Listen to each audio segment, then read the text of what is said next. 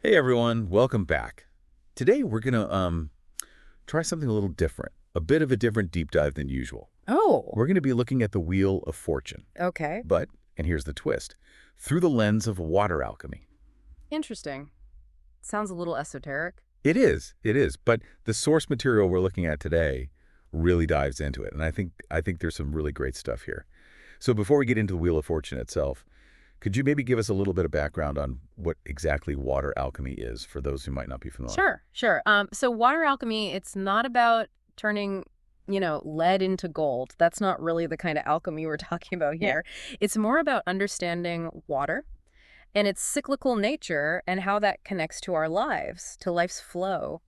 Okay, yeah, like the constant ebb and flow of energy, of Yeah. things happening, of change. Exactly. Okay.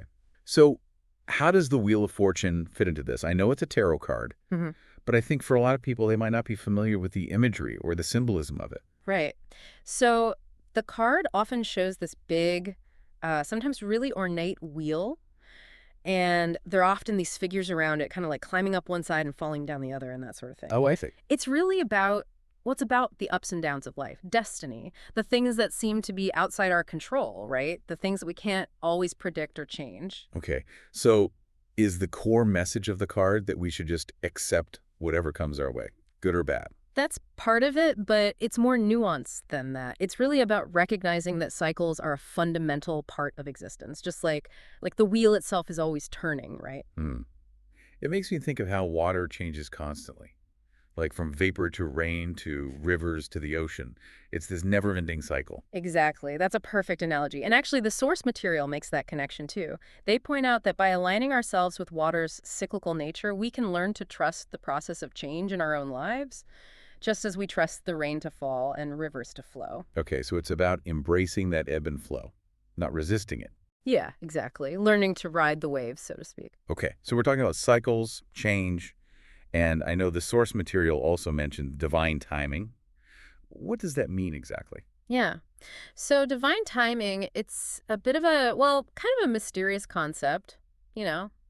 It suggests that everything happens at its perfect moment, even if we don't understand it at the time. So even when things seem bad, there's a reason for it. Not necessarily a reason, but maybe a purpose. It's more about trusting that the universe has a plan, just like that water cycle has its own rhythm. It might feel like we're stuck sometimes, but just like water eventually finds its way back to the ocean, things will eventually unfold as they should. Okay, that makes sense. So it's not about forcing things, but more about surrendering to the flow, like a river finding its path. Exactly. The source emphasizes the transformative power of water. Like, you know how a river carves its path through rock?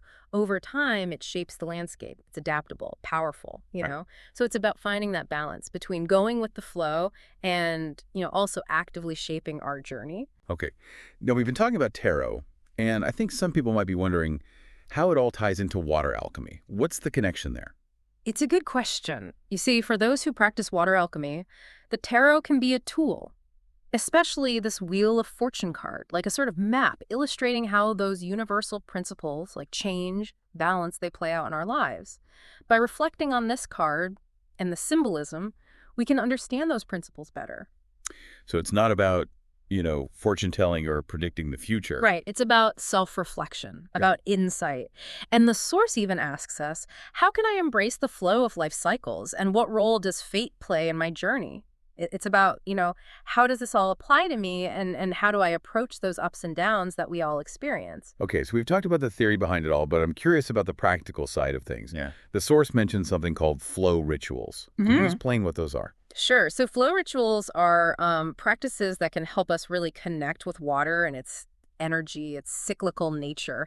One of the suggestions is to find a flowing body of water, like a river or a stream, Mm. and just be with it. Watch how it moves Oh, I see. and kind of reflect on how it mirrors, well, life's own flow. I could see how that would be really meditative. Just being by a river, I can imagine. It would bring a sense of peace. Yeah. And a sense of clarity, too. But how does that tie back into the Wheel of Fortune? What's the connection? Well, it's about recognizing that just like that river flows so effortlessly, sometimes it changes course. encounters obstacles, but it keeps moving forward. It always keeps moving.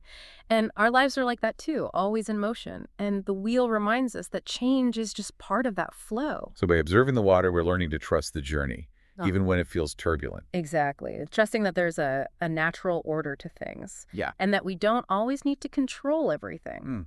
Makes sense. The source also talks about something called cycle reflection. Oh, It's about taking some time to think about the cycles of water, like how it evaporates, rains down, flows in rivers, and noticing if there are any similar cycles in our own lives. you mean like recurring themes or challenges that keep popping up? Exactly. Or even periods of growth that we can learn from. Yeah. Yeah, I get it. It's about, well, instead of just going through the motions every day, it's about taking a step back Yeah. and noticing the bigger picture, the patterns, the cycles that shape our experiences. Yes, that's a great way to put it. It's like we're tuning into a rhythm, a deeper rhythm that connects us to the universe. I like that.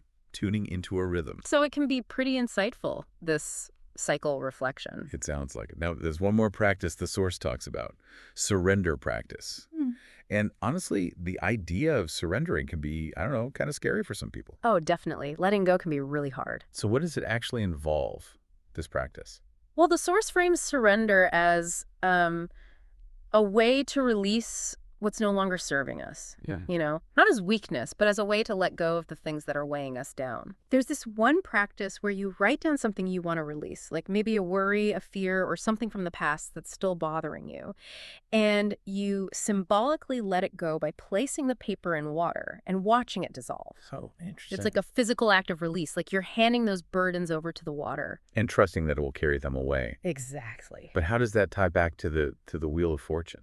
The wheel often symbolizes the things that are outside our control, the things we can't change, And it reminds us that sometimes the best thing we can do is surrender to the flow, to let go of that need to control everything. And this practice helps us to actually do that, to embody that surrender. Yeah, to acknowledge that, there's a bigger force at play, and that sometimes the best thing we can do is just trust the process. That makes sense.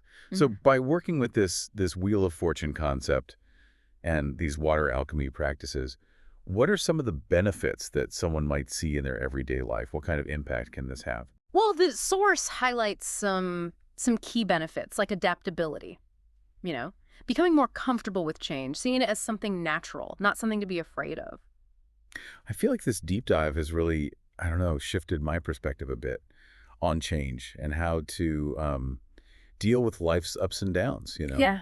So I guess to wrap things up, what would you say is the main takeaway, the key message that you hope people listening will get from this exploration of the Wheel of Fortune and water alchemy? I think the source really sums it up nicely with this call to action. Embrace change with an open heart, recognizing the beauty and wisdom in life cycles.